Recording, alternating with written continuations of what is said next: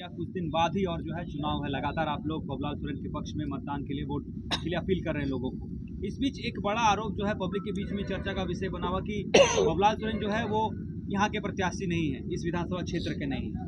और वहीं झारखंड मुक्ति मोर्चा का भी जो है उनका ऊपर भी आरोप लग रहा है कि जो है सोरेन भी यहाँ का प्रत्याशी नहीं, एकमात्र जेएलके का ही है जो है प्रत्याशी यहाँ का है स्थानीय। सबसे पहले सारे मीडिया चैनल बंधु को मेरा खतियानी जोहार, जय झारखंड। ये आरोप कौन लगा रहा है? ये आरोप लग रहा है तो आरोप किसने लगाया कि यहाँ का प्रत्याशी नहीं है? किसने आरोप लगाया? जेएलके की ओर से। जेएलके की ओर से। तो जेएलके पार्टी जो दूसरे को आज कह रहा है घाटशिला में आके कि ये प्रत्याशी सरायकेला का है, एक प्रत्याशी जुगसलाई का है, मेरा वाला प्रत्याशी घाटशिला का, यही ना बात है।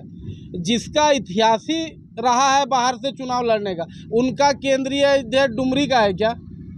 वो है टुंडी का, डुमरी में जाके चुनाव लड़ा, डुमरी के लिए तो खुद बाहरी है। उनका दूसरा जो गोमिया से चुनाव लड़ा वो खुद गोमिया की प्रत्याशी नहीं है, बेरमो से है, वो बाहरी है। जो टुंडी में जाके लड़ा वो बाहरी है।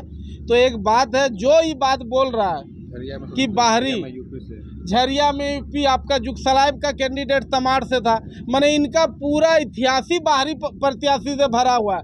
तो इसलिए हम उनको स्पष्ट कहना चाहते हैं देवेंद्र दा को कि आप आज कह रहे हैं कि बाहरी प्रत्याशी दिया है। जब जेएलके दे रहा था तब आप कहाँ सोए होते? क्यों नहीं विरोध किए कि कहीं बाहर से काहे लड़िएगा? गोमिया का तो स्थिति ऐसा कर दिया इन लोग कि गोमिया का कोई बेटा है वो लायक नहीं था कि विधायक लड़े। तो कहीं ना कहीं ऐसा कोई बाहरी नहीं है। मैंने एक चीज़ जान लीजिए कि जेएलके अगर बाहर जाके लड़े तो चमत्कार, और दूसरा कोई लड़े तो बाहरे दोहरी नीति लोग का। ये नीति चलने वाला घाटशिला में नहीं है। हम लोग एनडीए की प्रत्याशी बाबूलाल दा को एक नंबर में मोहर मार के एकदम एक नंबर चुनाव चिन्ह भी है और एक नंबर में रहेंगे, ये हमको विश्वास है। कि आरक्षण को लेकर जो विरोधी वो कौन बात कर रहे हैं? आप ओबीसी आरक्षण का बात कर रहे हैं ना, तो ओबीसी आरक्षण के बारे में पूरा जानना होगा।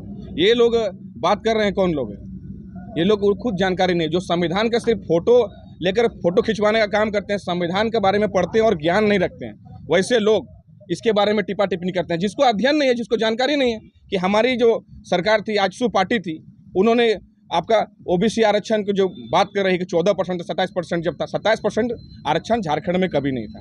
और जो भी राज्य बनती है वो 50% आरक्षण उसका गाइडलाइन रहता है। अलग राज्य कहीं बनता है तो 50% गाइडलाइन रहता है। उसमें से आपको आदिवासी का आपका 26% चला गया, उसमें से फिर 10% चला गया आपका एससी को, और उसके बाद हमारा बचता कितना है? 14%। तो ओबीसी को मिलेगा कितना? तो ये समझने का बात है। लेकिन इसको डोल मोल घुमा करके, जो उसको जानकारी नहीं है, जो जानकारी नहीं है, जो संविधान का फोटो सिर्फ लेके खिंचाने के लिए और लोग को बेवकूफ़ बनाने के लिए जो चलते हैं, वैसे झांसाराम के लोग और वैसे चमचे जिनको जानकारी नहीं, उनको अध्ययन करने की जरूरत है। और मैं आपके माध्यम से कहना चाहता हूँ कि अभी केंद्र सरकार का गाइडलाइन और आगे गया। अभी मोदी जी का आने के बाद, हमारे एनडीए के आने के बाद गाइडलाइन आ गया कि राज्य सरकार जो आरक्षण है उसको बढ़ा सकती है, अपने जनगणना कराकर उसको आरक्षण बढ़ा सकती है। और मैं आपके माध्यम से कहना चाहता हूं कि जब सरकार भी हम लोग का थी तो मैं आपको भेजता हूं, ये गजट दिखाता हूं। हमारे सरकार जब थी उस समय जब 50% हुआ तो हमारा उसमें साइन भी है, और यह 78% का सरकारी गजट है झारखंड सरकार का। आप इसको जूम करके भी देख सकते हैं, मैं इसको प्रमाण के साथ देता हूँ। झारखंड सरकार का ये गजट है, इसको पूरी तरीके से मैं आपको दूंगा। ऐसा नहीं कि हवा हवाई, उसमें प्रस्ताव में पास हुआ था 78%। हम लोगों ने सुदेश जी के नेतृत्व में, एनडीए सरकार के नेतृत्व में 78% आरक्षण झारखंड अलग राज्य को देने की मांग हुआ था, जिसको हम लोग का कोर्ट ने और केंद्र सरकार ने नाकारा कर दिया था। तो उस समय केंद्र सरकार किसकी थी? बताना चाहिए। उस समय केंद्र सरकार किसकी थी? केंद्र में सरकार किसकी थी? कांग्रेस की थी। यही यूपीए गठबंधन का था सरकार। तो आप बताएं कि यूपीए गठबंधन अभी झारखंड में अभी तो दे दिया ना मोदी जी ने ओबीसी आरक्षण करने का। करिए, आप लोग क्यों नहीं करते?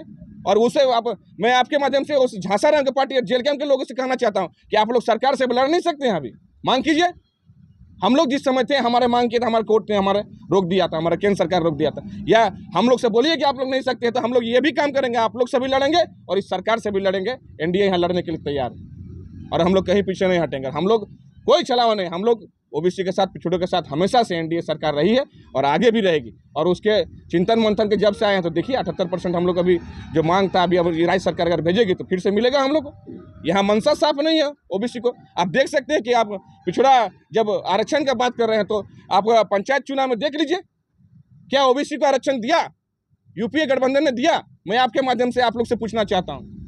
ये नगर निगम में भी नगर निगम चुनाव होने वाला था, उसमें भी नहीं देने जा रहे थे। उसमें हमारे माननीय सांसद चंद्र प्रकाश चौधरी जी ने हाईकोर्ट में केस करके वो लड़ाई लड़े और तब आज जगह अधिकार ओबीसी को मिला है। तो ओबीसी का हितैषी हमेशा से एनडीए सरकार रही है और जो धूमिल करना चाहते हैं, गंदा छवि इनका बनाकर, वो कभी इनको सफलता नहीं होने देंगे। हम लोग हमेशा लड़े हैं ओबीसी का हित में और आगे भी लड़ेंगे। क्या नाम है सर आपका? हीरालाल महतो, प्रदेश संयोजक आजसू।